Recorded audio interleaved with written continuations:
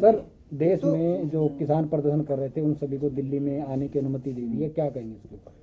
देखिए, सबसे पहले तो मैं आप सब पत्रकार बंधुओं का धन्यवाद करना चाहूँगा कि उन्होंने एक महत्वपूर्ण मुद्दे पे आप आवाज़ उठा रहे हैं और सही दिशा में मुझे लगता है कि आप लेके जाएंगे।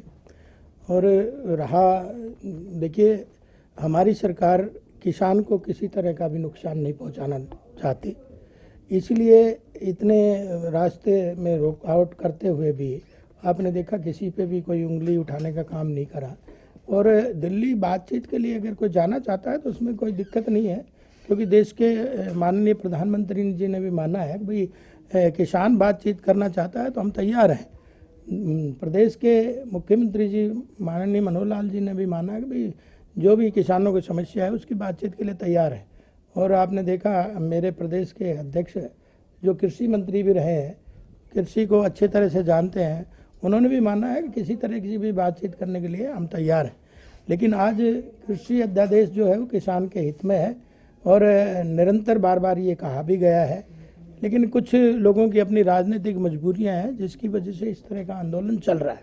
सर, आपको लगता है कि कहीं ना कहीं सर कि ये जो आंदोलन है ये प्रायोजित है और कैप्टन अमरिंदर सिंह अपनी राजनीति चमकाने के लिए ये उन्होंने ये आंदोलन खड़ा किया है? निश्चित तौर पे आज कैप्टन अमरिंदर के चुनाव आ रहा है आगे, और चुनाव में कोई मुद्दा बचा नहीं है और उसको ये भी लगने लगा है कि भाई SYL का पानी अब हरियाणा लेकर रहेगा, क्योंकि सुप्रीम कोर्ट का निर्णय आया हुआ है हमारे पक्ष में, तो उससे उसको लगता होगा कि कहीं ना कहीं इनको उलझा के रखें। तो ये नया उलझाने का एक फार्मूला अमरिंदर सिंह ने ढूंढा है और उसी पे किसानों को लेके अपने राजनीतिक रोटियां सेक रहे हैं। सर, क्या आपको लगता है कि 3 कृषि कानूनों को लेकर कहीं ना कहीं केंद्र सरकार जो है स्थिति को भांपने में और इससे निपटने में नाकाम रही है? क्योंकि कई बार किसान दिल्ली बातचीत के लिए गए, लेकिन जो है कृषि सेक्रेटरी से उनकी बातचीत कराई गई, जबकि कृषि सेक्रेटरी इस तरह की उनकी जो डिमांड थी उनको पूरा नहीं कर सकता। या तो कृषि मंत्री होते या प्रधानमंत्री की अध्यक्षता में कुछ ऐसी बातें होनी चाहिए थी। बार बार उनको दिल्ली बुलाया गया, कृषि सचिव का वास्ते के सामना करवा दिया गया, लेकिन फैसला नहीं हो पाया। लेकिन अब जब हालात बिगड़े हैं तो फिर एक बार फिर उनको बातचीत के लिए बुला लिया गया है। नहीं, हालात नहीं बिगड़े, पार्टी की डिफरेंस मानी जाती है। हालात नहीं बिगड़े, कोई हालात नहीं बिगड़े। केवल और केवल आपने देखा पहले दिन से ही हमारी केंद्र की सरकार हो या प्रदेश की सरकार हो, पहले दिन से ही बातचीत के लिए तैयार है।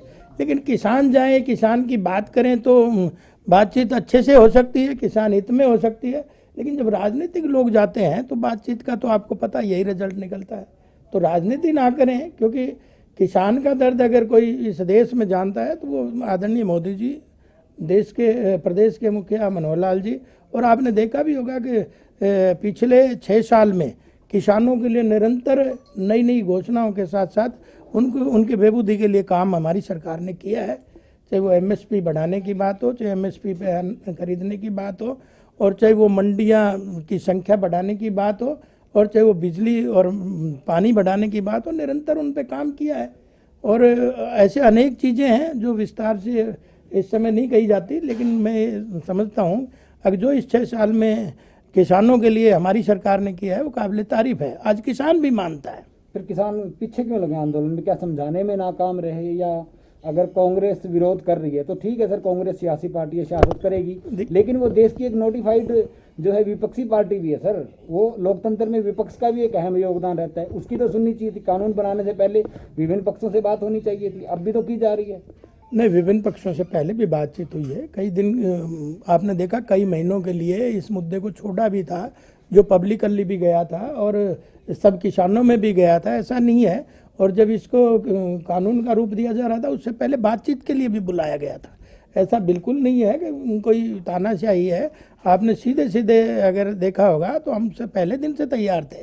और जब मैंने शुरू में ही कहा कि हमारी सरकार कृषि प्रधान देश की मान्यता को मानते हुए किसान को अपने देश का अन्नदाता समझती है, इसलिए उनकी सब बातों को जानती भी है और उनका समय पे हल भी निकालती है। सर, खूब धरना प्रदर्शन हुए, पहले भी खूब आंदोलन चले। कांग्रेस और किसान जो संगठन है उनका कहना है कि ये इतिहास में पहली बार हो रहा है जब प्रशासन और पुलिस जो रोड जाम कर रहे हैं और किसान या आम लोग जो रोड को खुलवा रहे हैं जाम को। देखिए, मैंने पहले ही कहा कि जब राजनीति आ जाती है तो मर्यादाएं खत्म हो जाती हैं, और ये राजनीति के कारण ही सारी मर्यादाएं खत्म हो रही हैं। जो लोग राजनीति करना चाहता है वो एन कैन प्रकैन करेगा ही करेगा, किसी रास्ते से करे, किसी रूप में करे, उसी का ये स्वरूप है। ठीक है, थैंक यू। Thank you.